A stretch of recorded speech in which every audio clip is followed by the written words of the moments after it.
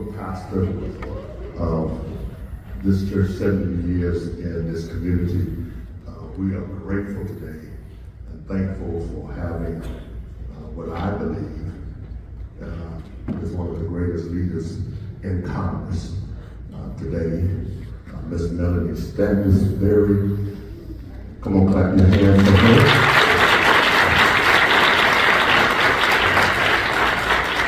And the minority leader for the U.S. Congress, along with all of our other politicians today.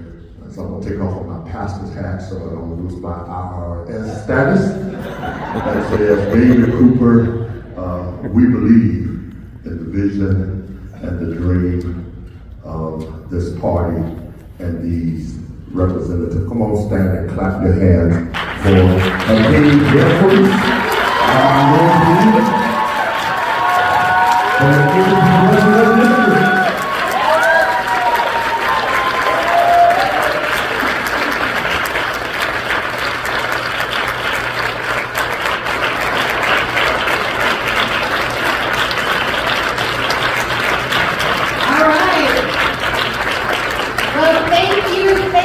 Thank you, Bishop Cooper. Thank you to New Hope. Let's hear it to New Hope Congregation for hosting us this morning. What a beautiful morning. Joaquin Jeffries in Albuquerque, New Mexico. Came out to spend a part of your morning with us. I know you're not here to hear me talk. So let me just say a few words of introduction and what we're going to do here this morning and why we're so blessed and honored to have who will soon be in judge. And our President, Joe Biden, and Vice President Kamala Harris are delivering for the people of New Mexico and this country. So, without further ado, let me introduce to you your leader, next to be your speaker, Hakeem Jeffries.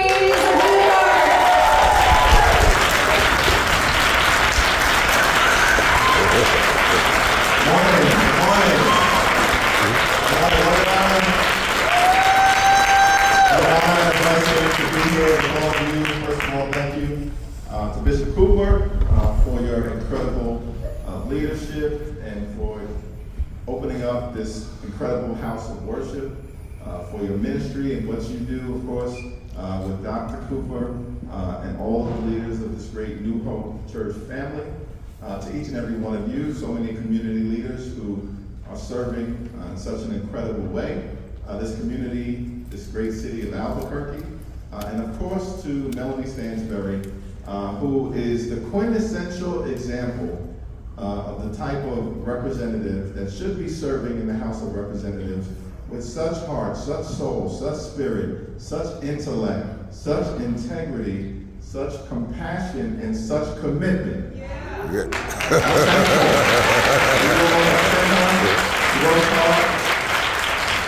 Each and every day. And I can say about Melanie, I've gotten to know her over the last several years. She's not just an incredible colleague, but she's a good friend. She's a good friend. And I use that phrase, my good friend, in the real sense of the word, not the congressional sense of the word. Because y'all know, sometimes you see members of Congress on the floor of the House of Representatives. We do it all the time. My good friend, the distinguished gentlelady from the great state of California, my good friend, the distinguished gentleman from the great state of Florida.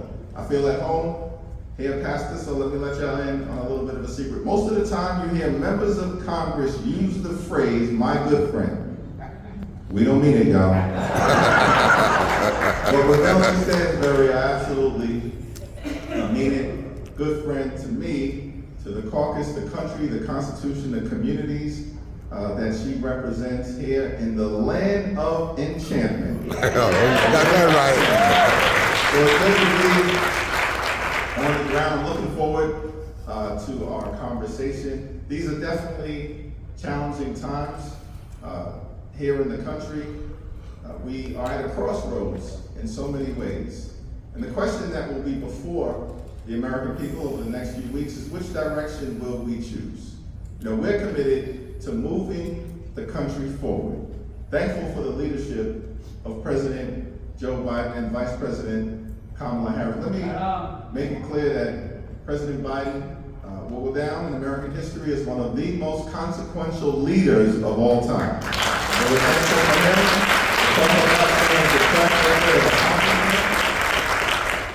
We're thankful that he made a selfless decision to pass the baton, pass the torch to Vice President Kamala Harris, who is ready, willing, and able to lead.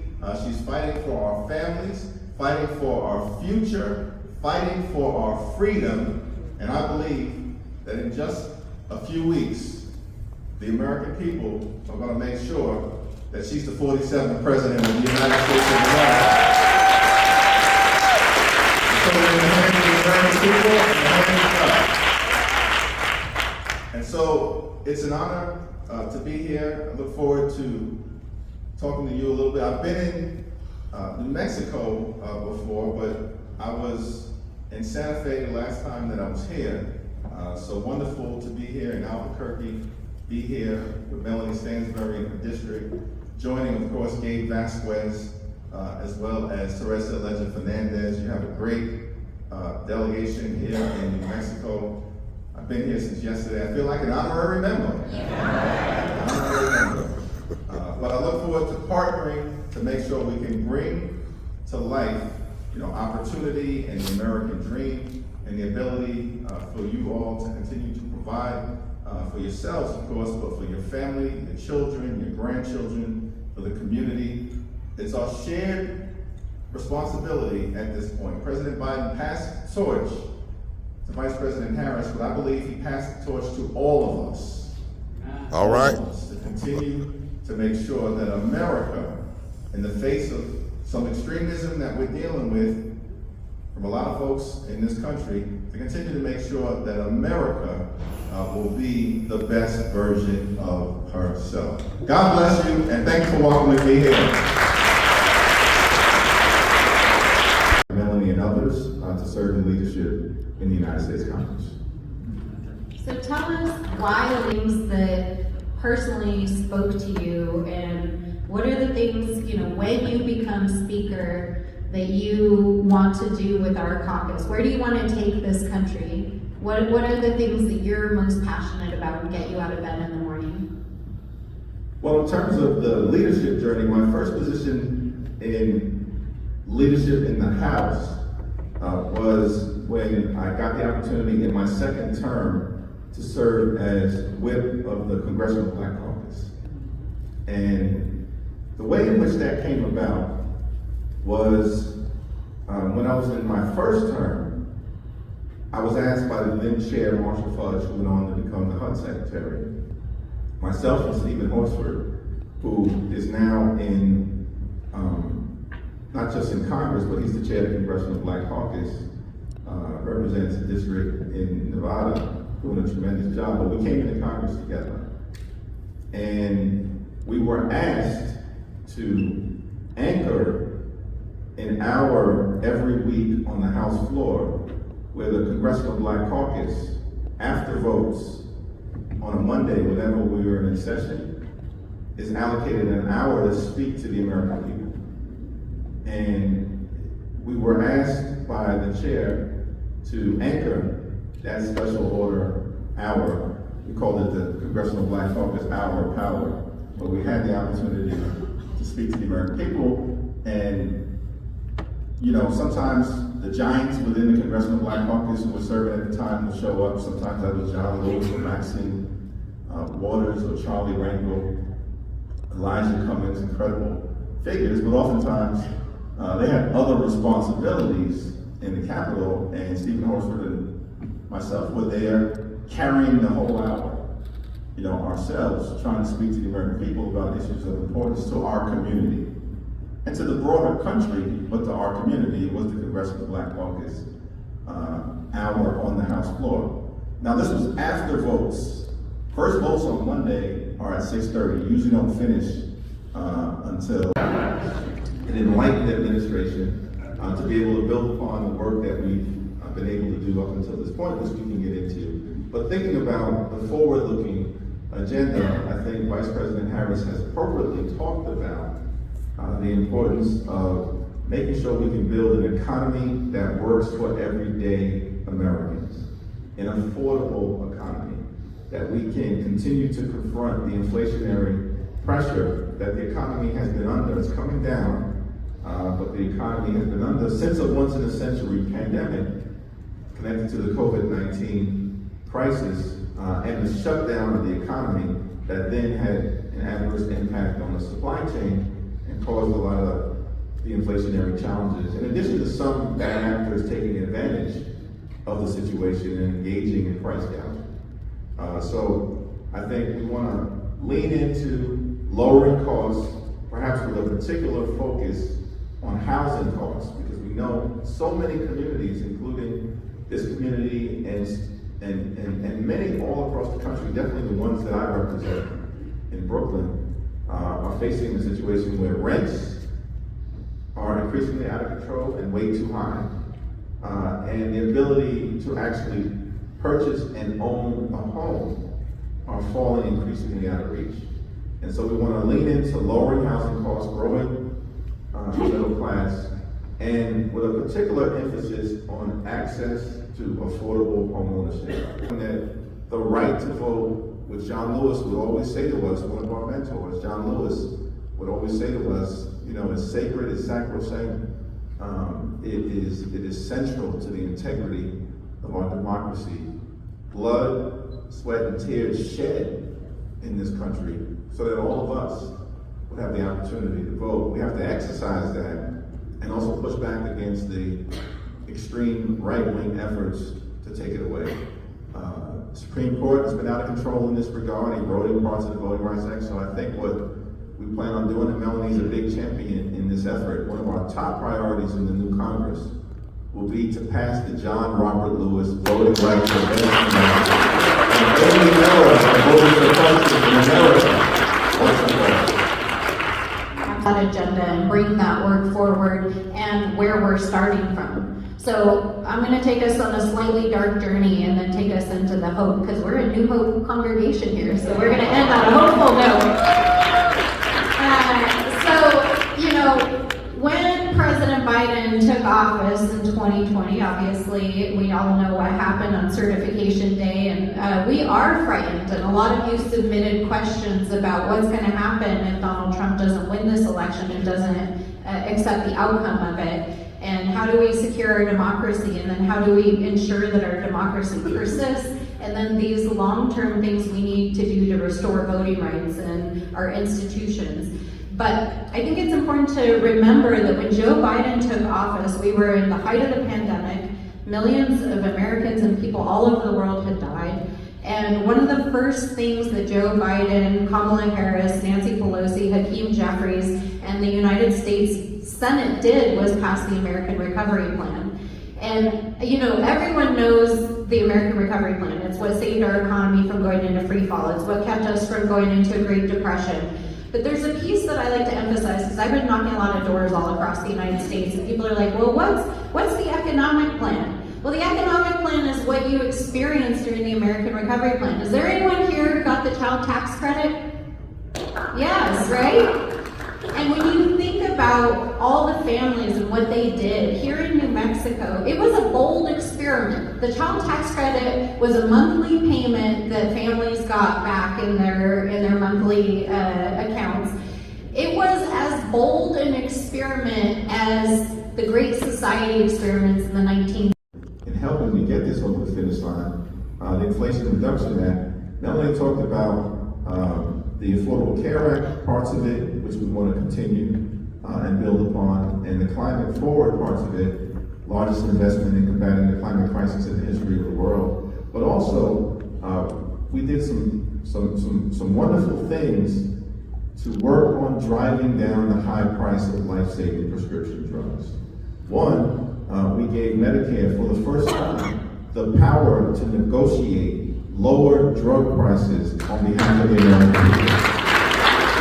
Because if you can believe it, up until this point in time, the law explicitly prohibited the federal government from negotiating lower drug prices on your behalf. And our view was, You know, if you think about a free market economy, one of the things that Target or Walmart or Best Buy are able to do, because they have such volume, they've got stores all across New Mexico, stores all across the country.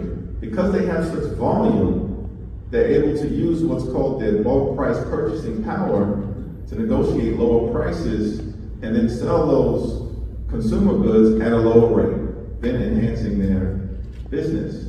That's a classic part of a free market economy. So we're saying, if it's good enough for Walmart, if it's good enough for Best Buy, if it's good enough for Target, it should be good enough for the American people. For the federal government to use its bulk price purchasing power, the fact that there are tens of millions of people on Medicare who the prescription drug companies want access to use that leverage righteously to negotiate lower drug prices on your behalf. So that was part of the Inflation Reduction Act. The other part that I mentioned is that we're capping out-of-pocket expenses related to prescription drugs for people on Medicare. We want to extend this now to everybody, for people on Medicare at $2,000 a year. And the thing is, you've got seniors, perhaps some in your family, who we know have to choose between putting food on the table, paying the rent, providing clothes on your back, and have to make that decision every month of getting access to the life-saving or life-sustaining prescription drugs that they need. No one in America should ever have to make that kind of choice. And part of the challenge was, you have seniors on fixed incomes paying $5,000 a year, $10,000. Some stories I've talked to people paying $15,000, $20,000, eats up a significant part of their Social Security or their pension if they're fortunate enough to have one. And so we've capped that now at $2,000 a year. Once it hits that $2,000 number, those seniors don't have to pay an additional penny to make sure that they have access to the prescription drugs that they need. And the last point that I made, as part of this effort to lower costs, is we were able to do something starting with insulin. And I point out, this is the beginning, not the end. Starting with insulin, which we know many in our community, of course, dealing with high rates of diabetes, are insulin reliant to live a decent life. Before passage of the Inflation Reduction Act, the average American family would pay about $4,000 a year for insulin, even though there's been no real change in the insulin formula for almost 100 years. No reason for the price of insulin to continue to go up, but it was going up. $4,000 a year. And because of the Inflation Reduction Act, now for millions of Americans, we've capped the price of insulin at $35 a month. $35 a month. So we say that to say, one, the D in Democrat does stand for deliver. And we know we have to continue to deliver moving forward, because there's still so many needs and challenges. And we're going to focus that, of course, in large measure on lowering costs and making life more affordable for the people here in New Mexico and in the United States of America. He's an amazing extemporaneous speaker, but I want to just touch briefly on kind of what, you heard about all of the major legislation that we got through under Democratic control. And it's important that folks understand we're not in control of the House right now. The way the House of Representatives works is it's a sort of winner-take-all situation. We can't even get our legislation on the floor. They don't even allow it to come to a vote right now. We've got Joe Biden, Kamala Harris in the White House. We've got the Senate with a very narrow majority, and we've got crazy people in the House of Representatives who just 1 year ago took out their own speaker and left our country without leadership for over 2.5 weeks. They literally cannot govern. They keep trying to shut down the government. They keep trying to bankrupt our economy. They keep trying to put into place all of these backwards provisions into even our budget, our national defense spending that would take our country back. And they're trying to put into place the pieces that will make it possible if Donald Trump's reelected to carry out Project 2025, which is a terrifying blueprint for taking America back, not just years, but generations. They want to take us back to a imagined time, to their MAGA time, when they believed this country was great, when women couldn't vote, they stayed in the home, where people of color couldn't vote and didn't participate in politics, where people who were low income didn't have access to the economy, and where corporations could do whatever they wanted without any checks on them. That is literally what Project 2025 is designed to do. But we know that when Kamala gets there, and we know that when Jeffries gets that gavel, and we know that when Chuck Schumer and the Democrats are in control of the Senate, we are going to keep building on all of that historic legislation, because when we look back on what we know about what Joe Biden and Kamala Harris were able to deliver under Democratic leadership, and we look back historically at this moment, we're going to see it for what it is, which was a watershed in American history, when we saved our democracy, when we delivered for the American people, when we lifted millions of Americans out of poverty, and when we addressed those multi-generational and systemic issues that continue to impact our communities every day. And when you think about, because I think about this a lot, I was elected, I was one of literally tens of thousands of women who ran for office after Trump was elected. Sometimes I tell this story, Emily's List, the largest number of women who ever asked for help to run for office was in the 2016 cycle. They had 900 women across the country ask for assistance. In the 2018 cycle, 42,000 women asked Emily's List for help to run for office. When you think about the office, labor leaders and community leaders for being present here today. Of course, to Melanie, just a great member of Congress, and will continue to do big things in Washington, D.C. I think if you look at the American journey, watching C-SPAN